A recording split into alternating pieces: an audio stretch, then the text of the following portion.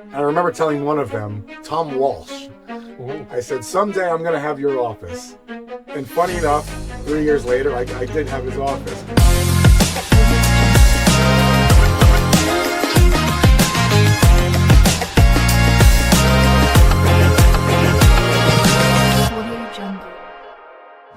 Okay, welcome to the Home Collective podcast. We are visionaries in design, architecture, real estate, and craftsmanship come together to share stories, insight, and strategies that shapes extraordinary spaces. I'm your host, Ergun Aral, and today I'm thrilled to kick off our very first episode with someone who truly understands what it means to build both homes and legacies. Rick Rapp, a leading real estate professional here in South Florida, known for his deep market knowledge and commitment helping clients make confident decisions. Rick, welcome to the show. Thank you. Appreciate you having me. Rick, you've been trusted name in Florida market long time. And what makes you start this business, and how did you evolve along the road? It's all the things and changing. Yeah, so honestly, real estate kind of came to me through friends. I owned a bar a long time ago, and I was kind of in that industry. I was big into the retail industry for a long time. And to be honest with you, the money that I saw being made in real estate at that time was very alarming to me. I remember a friend of mine had told me, you make 3% per sale. And I instantly did the math. I said, you're telling me if I sell a house for $1 million, I make $30,000? And they said, that's right. I said, okay, sign me up. At that time, the bar lifestyle was kind of hectic and crazy. To be honest, I saw myself I could go very quickly in the wrong direction. You can assume what I mean by that. So yeah, I took that chance. My friends at that time thought I was crazy to do so. They said, you'll never make it in real estate. You'll make so much more money staying at this bar. But I dove right in, got my license. Luckily, or through hard work, I had my first sale within the first 5 days of having my license, which my broker at the time thought was ridiculous. How did you even accomplish this? At that time, it was actually a double-sided, what we call a double dip deal, where I represented the buyer and the seller. So I got the full 6%, which nowadays I'd probably reduce commission, but I was so green that I said, okay, I get the full 6%. So I saw the advantages there. I saw, what was possible with hard work, and I really just kind of dove head in. A big part of it was watching people that were already grown in the business. At the time, I was working for a broker named Prudential Florida, WCI. Probably 100 to 150 agents. Of those agents, we had maybe a dozen that were very good top producers. And I remember telling one of them, Tom Walsh, I said, someday I'm going to have your office.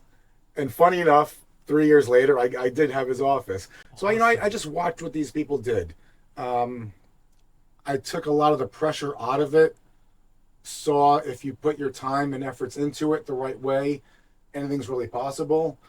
And I think in the business, I know in this business, hard work pays off more than ever. A lot of people give up instantly.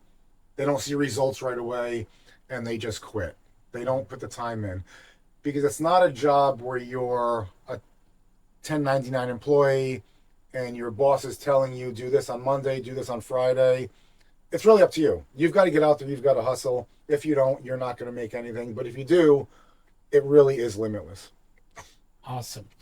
And how did you change along the road? Maybe you started and maybe where you are right now? Yeah. There's been a lot of changes. Just internet is the first thing I talk about. When I got in the business, there was no Zillow, there was no Realtor.com. I always talk about what the service of what a realtor was back then. A buyer would come to me and say, we want to spend $500,000.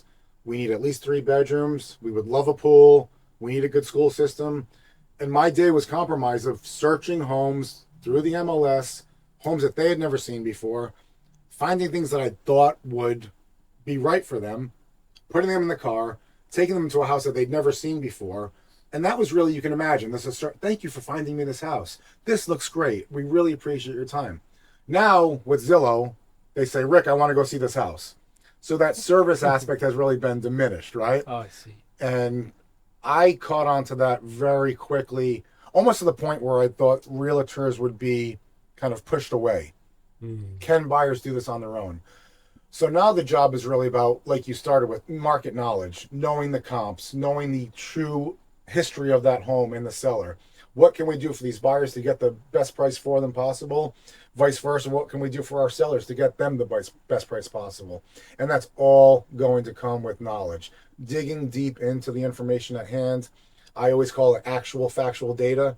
You're looking at what has happened around the area.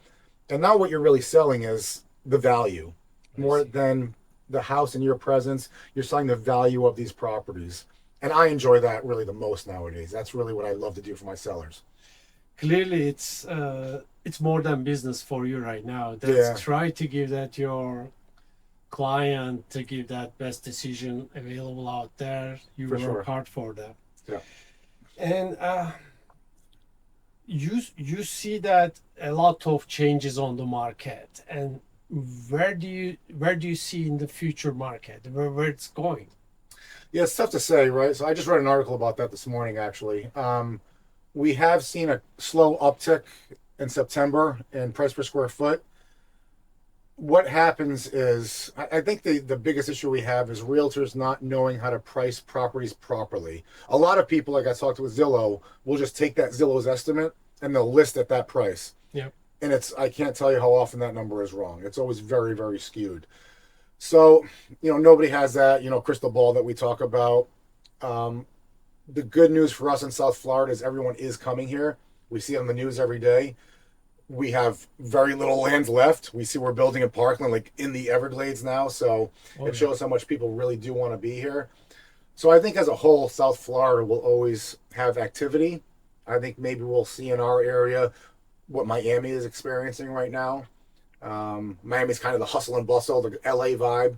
Parkland, Coral Springs, where we are now, is more of the family-centric vibe, very relaxed atmosphere, very safe towns. Things I love about Parkland and Coral Springs is, the crime is, I make jokes about the crime often because the crime products are, somebody stole my trash can. Wow. That people What they complain gonna do about. that? Yeah. That's So, awesome. it's a great place to move to. That's interesting.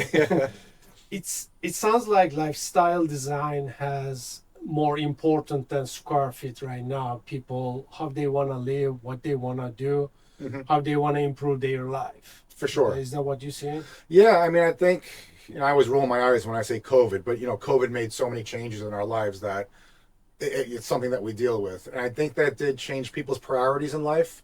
I think about it often where you see, I was at the gym this morning at, 9:30, I left at 10 and it's packed. And I think before COVID, I think just America as a whole had more of a stronger, I don't want to say stronger, a stricter work ethic. I have to be in the office at 9 o'clock. I have to stay until 5 o'clock. That's the way the world runs. And I think now people are realizing you can still accomplish the same amount of things that you do at work and give yourself personal time for the family, for the gym, to explore your hobbies and what you really want to do. Because when you think about it, when I was in the office 9 to 5, the whole concept was a lot of people would make jokes about like water cooler talk. You'd always have those 5 people just sitting at the water cooler all day or taking 17 smoke breaks a day. How much work they actually put in while they were quote unquote at the office was limited. So I think you can still enjoy your life and enjoy your time and still put in the same hours a day that you do with the quote unquote 9 to 5 days. And I think South Florida is really the best place for that. Because if you want to go outside and enjoy the day, That's awesome. every day, Yeah. it's possible to do that. Yeah, I find a little bit peace on that slowing down, focusing Right. on its most important Yep. things, Yep. and it gives you more success at the end of the day when you look at it. Yeah. And our listeners love that, and from experts who elevate everyday living. Hmm. And in in your view, what turns a home simply beautiful to truly extraordinary? Yeah. So, I mean, the main things I always tell people, it's always going to be kitchens and bathrooms first, right? That's always going to be the biggest renovation. You're in the window treatment business. That makes a huge effect on people when they walk into a home. unfortunately, I know that you see this on a daily basis. People will buy these $2 million homes and they'll have literal like paper blinds from Home Depot. You know, like why would you I spend mean, 2 million on a house and $500 on window shades? yeah. It's almost embarrassing when you walk into them. So, what I'm seeing now is the people who have maybe been in their home for 3, 4, 5, 6 years and have started to put more money into the home, right? Hmm. First, maybe you furnish it the way that you want to. Then maybe you do the kitchen, and you're always looking around, what can I change? Um, but when you look at what you can do in a house, it's really, window treatments, kitchens, bathrooms, maybe flooring. Besides that, it's just paint and walls. Outdoor living has become a big thing again Yeah, since COVID. I've seen A that. lot of people want to have like how much time can I actually spend in the house with my family, not have to always go somewhere to enjoy time together. And I couldn't agree more. We are seeing more homeowners investing more comfort Mm-hmm. and technologies Yeah, on this one. And from lighting, sound, automated shades, and climate control. yeah, It's really about how the home feels. sure. Yeah, the smart homes are big. You make me think now about the automatic shades. One house, it's closing tomorrow, had the automatic patio screen, and then on top of that, the automatic shade for the slider window. That's And that would be one of the first things I showed people when you walk in the house, because it was facing west. So down here, we're always thinking about the lighting coming to the house. mhm. I'm not a big sports guy, but I know like on Sundays people watch football when that sun is glaring in the house. It's hard to see the screen, right? So Yeah. right away I'd show people, let me show you how dark this house can get. And it was very appealing to people. The guy that ended up buying it was, a guy with a young family, big sports guy. He wants to sit down, and it's nice to be able to, first of all, cool the house down. And second of all, be able to enjoy your TV at noon instead of just seeing glare from outside all the time. Definitely, it's bring comfort in the where Mm-hmm. you live. Right. And basically, what do you do for other than real estate? How do you enjoy your life? What's important for you after that, Yeah. beside the business? Way too much golf. I play way too much golf. Nice. Admittedly so. Motorcycling, I love. Oh, that's great. Gym, I've really gotten into the gym. I'm mentioning COVID too much here. Get some COVID royalties, but since COVID, really got into the gym. Love the way it makes me feel throughout the day. And family. I mean, every Sunday is family day for us. Rat Pack Sunday family That's day. important. Kids grow so fast, spending that time with them is vital to me. These are the things that's gonna you leave behind, and when you look at it, and these are the moments you're gonna remember. Everybody gonna remember it spends time with you. Without a doubt. And you built incredible career. And but behind the success and numbers, what legacy do you like to leave behind? Career wise, what I'm most proud of is just like ethics and honesty. I really love, my tagline is no tricks, no traps, just Rick, just rap. Nice. And I That was good. I really like just being super honest and upfront. I think it comes through, and I think people see that, and when they see that, that's what makes me feel kind of whole in the end. I'm really not just out there for a quick sale and a quick commission. I love providing a service. The house I was just telling you about that's closing tomorrow, other people told these people it's worth like 175, and we're closing much higher than that number. So to be able to put more money in people's pockets and do it the right way and do it in a time frame that they know that they have been cared for and the service was provided, I love that. I love it. I love the way that it makes me feel. I love to see them so happy. Legacy for family is just what I'm talking about before, like those family days.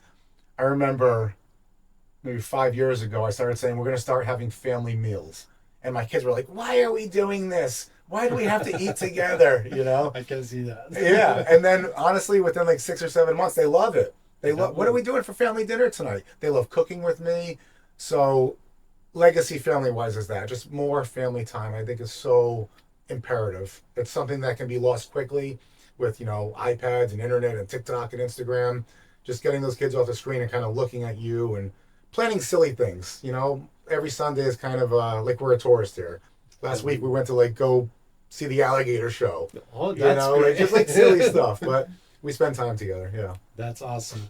That's very powerful, Rick. And what the home collective stand for. That's craftsmanship, purpose, and leaving something meaningful behind. Rick, and you said that you get the top dollars, and I heard that, and you have some kind of report that shows that actually you get the top dollars for your clients. Yeah. Tell me about that.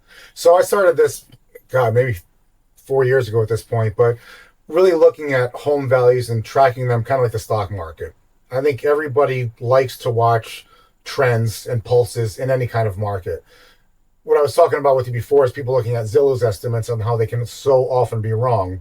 So what I do is I track the highest sale by square foot and the lowest sale by square foot in our community on a monthly basis. And it all goes on a tracking report that looks very much like a stock ticker.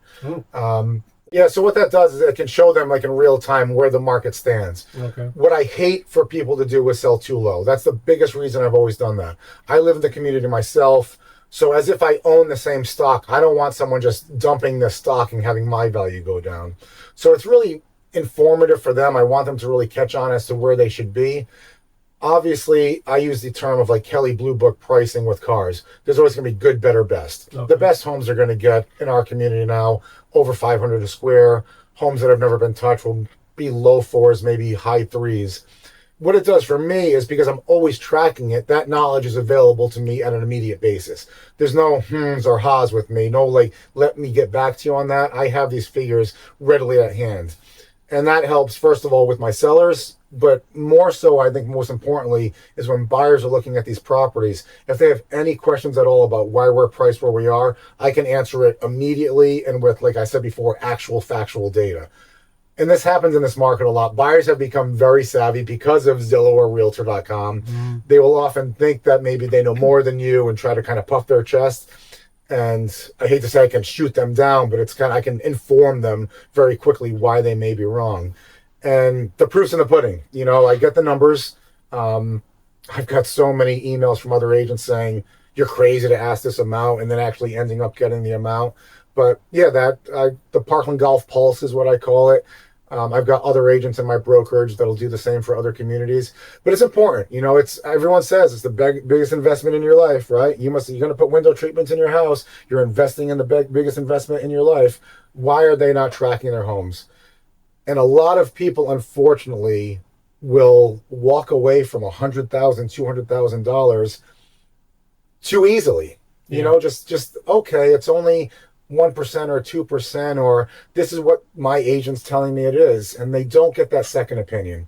You know, it's mostly, and most homeowners think that are emotional transaction, but it's not. Actually, you have data behind it, and you try that to bring up that data, and you can show them, hey, I'm asking this price because of that this is very powerful on that. I love you putting it that way. I mean, that's a great way to put it. It's not emotional. It's just factual data.